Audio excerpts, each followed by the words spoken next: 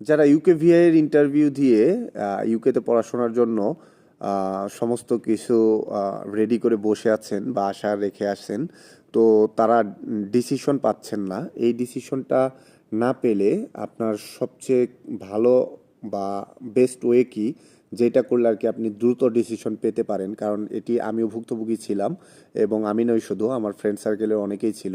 তো তাদের অনেকেরই সমস্যাটার সমাধান হয়ে গেছে। এইটার একটা বেস্ট ওয়ে হচ্ছে আপনি প্রায়ই ইউকেভিআই এর পেইড মেইলটা করবেন। আপনার খরচ যাক, কিন্তু আপনি উইকলি 2টা করে মেইল করবেন এবং যদি তাও ডিসিশন আসতে লেট হয় তারপরে আপনি 3টা পর্যন্ত করবেন।